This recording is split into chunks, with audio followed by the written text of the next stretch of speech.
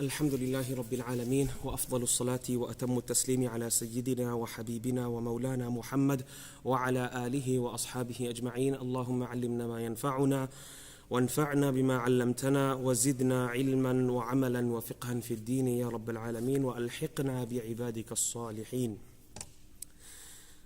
يقول الله عز وجل والتين والزيتون إلى آخر السورة. We continue with the 40 ahadith Palestine and Syria.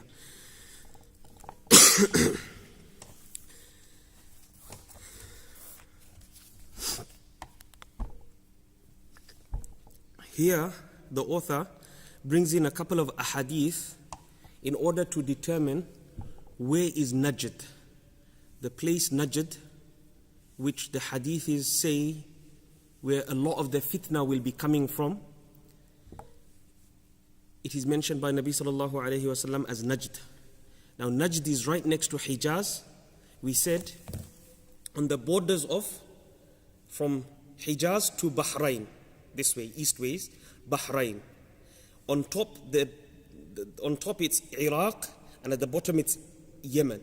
All of this place is called Najd. Hijaz is here, Makkah and Medina is around here. Just after Makkah and Medina, right next to it is Najd, where the Saud family come from. Okay? Al Saud family.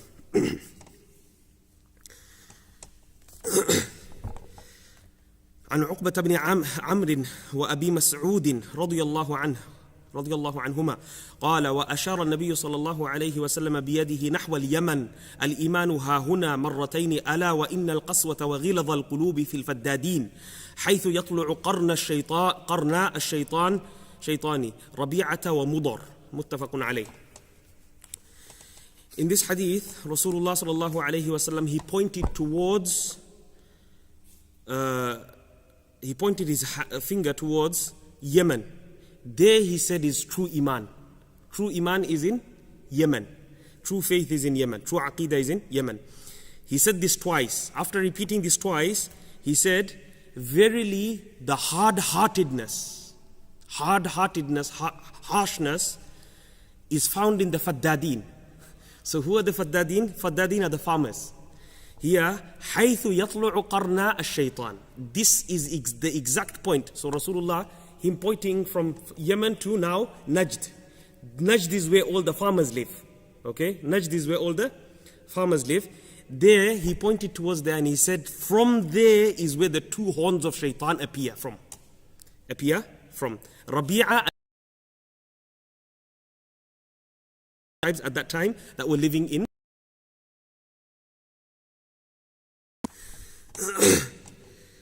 I've told you the parameters from Iraq to Bahrain, and at the bottom is Yemen. This whole area is called as Najd. Dajjal, when it comes out, it's the first place that Dajjal will go to is Bahrain. It comes in hadith very clearly. Okay? Bahrain is the first place where Dajjal will go to. عن ابن عباس رضي الله عنهما أنه قال إن أول جمعة جمعت بعد جمعة في مسجد رسول الله صلى الله عليه وسلم في مسجد عبد القيس بجواثة من البحرين.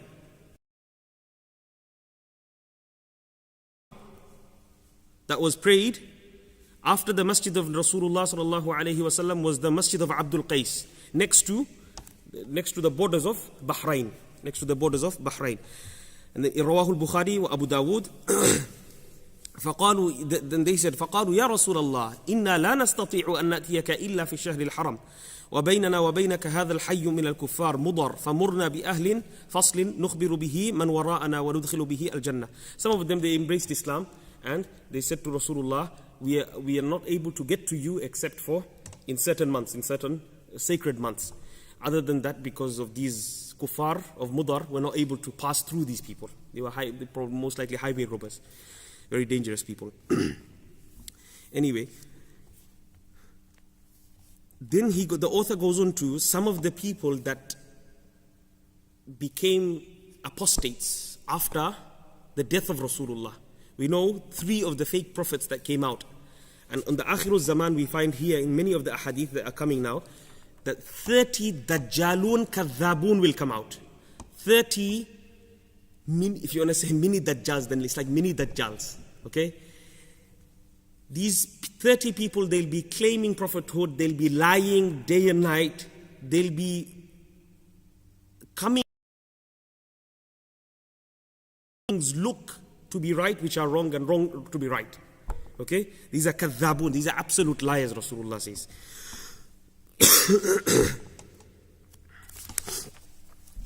It's a long hadith. عن نافع عن ابن عمر رضي الله عنهما أن رسول الله صلى الله عليه وسلم قال اللهم بارك لنا في شامنا ويمننا مرتين. He said this twice. He said, "Oh Allah, grant blessings upon Sham, Palestine and Syria and Yemen," twice. He repeated that twice. فقال رجل وفي مشرقنا, and our east as well. One of the men acclaimed from the Jummu'ah, from the city, he said, and our east as well.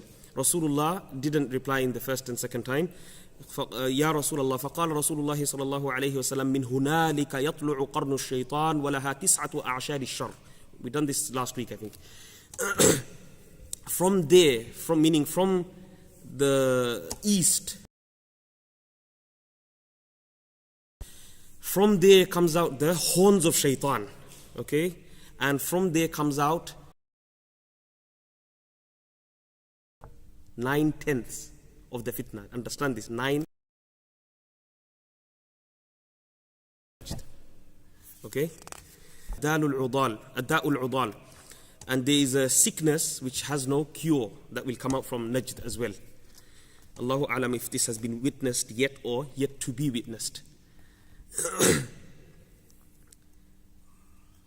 Then we go into another hadith of Umar ibn al-Khattab. أن عمر بن الخطاب أراد الخروج إلى العراق فقال له كعب الأحبار لا تخرج إليها يا أمير المؤمنين فإن بها 9 أعشار الشر وبها 9 أعشار السحر وبها فسقة الجن وبها الدال العضال. Umar ibn al-Khattab wanted to go out to Iraq. Now here, this Iraq is not the Iraq that we know now. Okay? This is to the borders of Iraq, just like I told you. The border of Najd is the upper, the part which Iraq starts, because at the time of conquer Iraq yet. Okay, this happened at the time of Umar. So here, this Iraq is from the borders, Najd, the borders of it up to Iraq. Okay, here he was told not to go to there, not to go to that area next to the borders of Iraq. Why? Because Ka'b al-Ahbar, one of the scholars of the Christians and the Jews, he became a Muslim, and he told Amirul Mu'mineen Umar radiyallahu anhu that from the, here it says 9/10 of the magic and sorcery come from that area. 9/10 of the magic and sorcery come from that area of Najd. Okay? Wabihat, and there is very evil, corruptive, mischievous jinns that are there in that area. وَبِهَا دَاءُ الْعُضَالِ, and also it has that type of illness which has no cure. Okay? Has no cure. All of these are from the signs of the Day of Judgment. All of these are from the signs of the Day of Judgment. And Uthmana, let's see, next hadith. Okay, I wanted to mention this one. عن حذيفة بن اليمان رضي الله عنه أن النبي صلى الله عليه وسلم قال في أمتي كذابون ودجالون 27 منهم 4 نسوة وإني خاتم النبيين لا نبي بعدي. Subhanallah. Here this hadith says, from my ummah there will be, these are of course the greatest ones. There will be others who will be minor. These ones will stand out. Okay, will stand out to everyone. Everyone will know that these are absolute kadhabun. They are liars to the max. They are absolute liars. Like we see nowadays the media.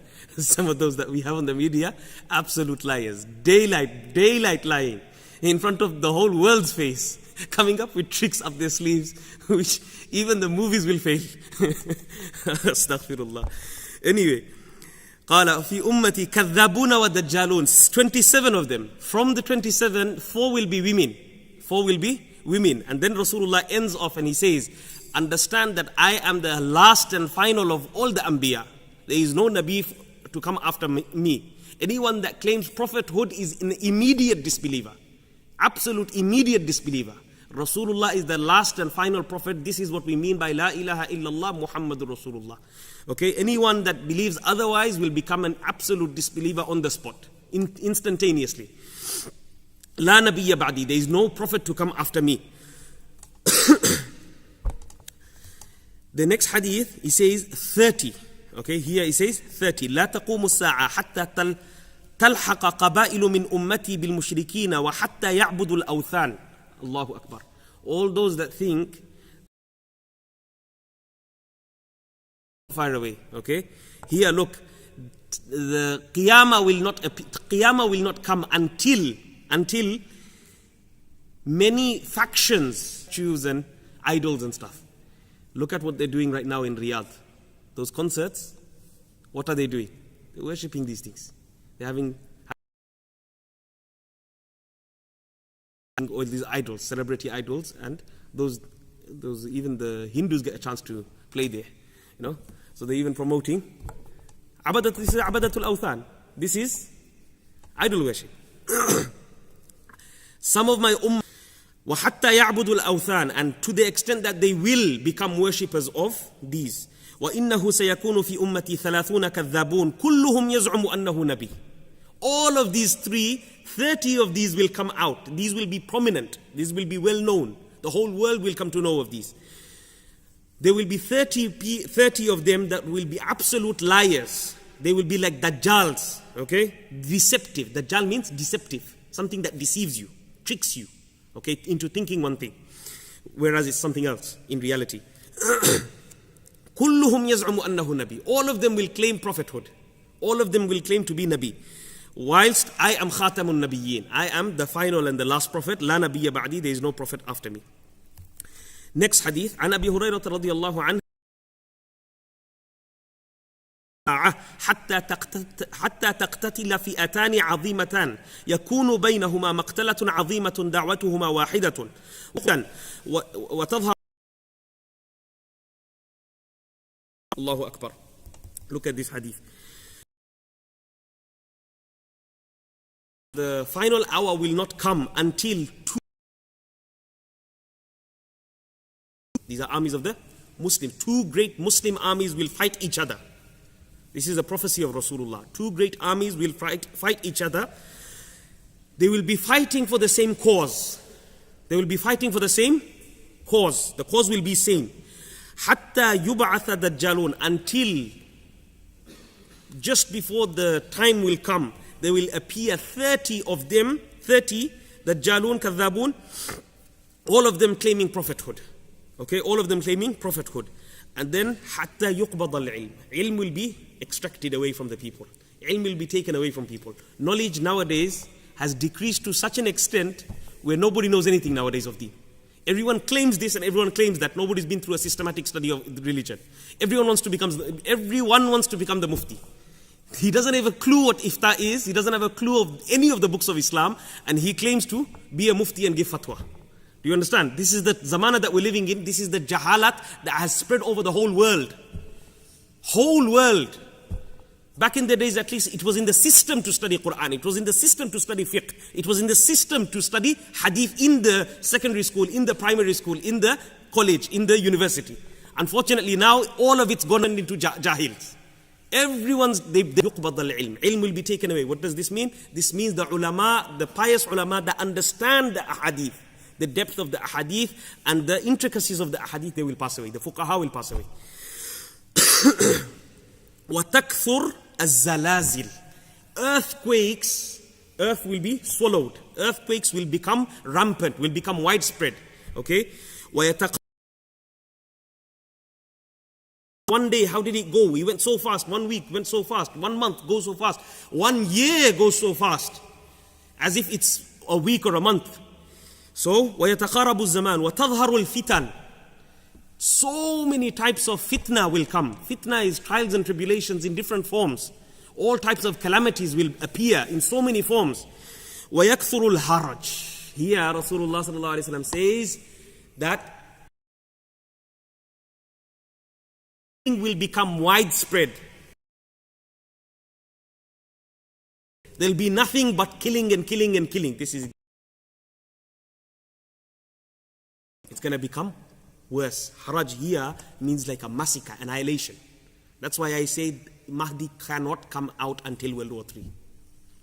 A lot of people ask, when is Mahdi coming out? Say World War III must take place. According to the Hadith and my understanding, World War III must take place. There's no way Mahdi can come out. If Mahdi comes out today, who will obey him? With all the superpowers of the world, all the nukes of the world, who's going to obey him? Do you understand? It doesn't make sense. Okay, the only time when Mahdi will come out is when everything is at complete loss. Everyone's completely damaged in such a state where they're bearing with nothing. They've got nothing left. They need hope. This is when Mahdi will come out. We'll go through those hadith, inshallah. There were some that came out after the death of Rasulullah sallallahu alaihi wasallam. I'm not going to go through the full hadith here on the authority of Jabir radiallahu anhu. Here, from the Kadhabun, the Sahaba said, for example, from Yamama, in a place called Yamama, some of them by the صاحب صنعاء العنسي وصاحب حمير هي رسول الله صلى الله عليه وسلم بينما أنا نائم رأيت في يدي سوارين من ذهب فأهمني شأنهما فأوحي إلي في المنام أن ينفخ. Okay, not this one. Which one did I want to relate? Many of them, they came out even just after the time of Rasulullah sallallahu alaihi wasallam, and they claimed prophethood. Okay, some of them, for example, Saja was a prophetess. She claimed prophethood. And then there was others as well. Some of them were killed and some of them embraced Islam afterwards. Okay? Some of them even embraced Islam. And some of them were captured and killed. Aswad al-Ansi and many others are mentioned in a hadith. Okay? Here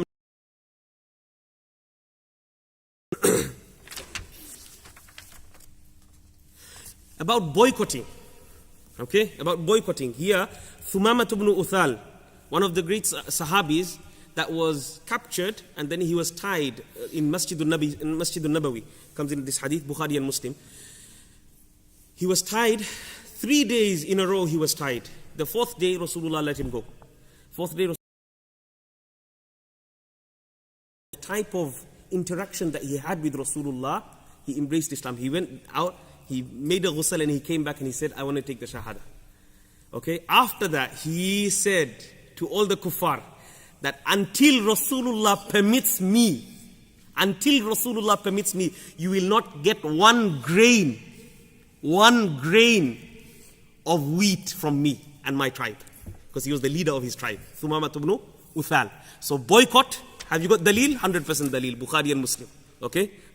Those who want to say that boycott, these Abu Taymiyyah and all these shaitans, pro-Israelis. I'm telling you, these people, these scholars here, look, even in the hadith here, I'll show it to you. At the end of time, there will come out preachers. Where are these preachers? What are they talking about? Are they talking anything against Israel? Have they got the guts to do it? Have they got the guts to do it? No way. All these celebrity scholars, go and see what they're doing. Go and see what they're doing. None of them are speaking out. The ones that are speaking out, they don't care about the position. They don't care about the leadership. This is the true scholars. They'll never shut up because there's no way that we can shut up with blood on our hands. No way. Wallahi, no way. It's haram. It's haram upon every single individual to shut up. It is our duty to share. It is our duty to share this message to the whole world for the whole world to see. If we shut up, who is going to be the people that spread this message? Who is going to be the person to see babies crying, dying because they don't have oxygen, dying out of incubators? Who's going to see this? Until today, we have those people inside the parliament that are supporting more than 200, supporting no ceasefire. Look at how inhumane these people are. It's sickening to our brains to even think such things. Now these are the people that are in control and controlling this world. Look at these celebrity imams. What are they doing? Pro-Israelis.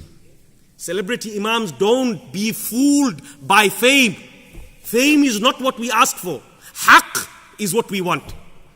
Okay, Haqq will always prevail. Taliban, Al-Qaeda, all those that they claimed, who prevailed? And who came out? Who came? Is that understood? 20 years of failure to the whole world. People that live in the mountains. Prove them wrong. جزاكم الله خيرا والصلاة وسبحانك اللهم وبحمدك نشهد أن لا إله إلا أنت نستغفرك ونتوب إليك.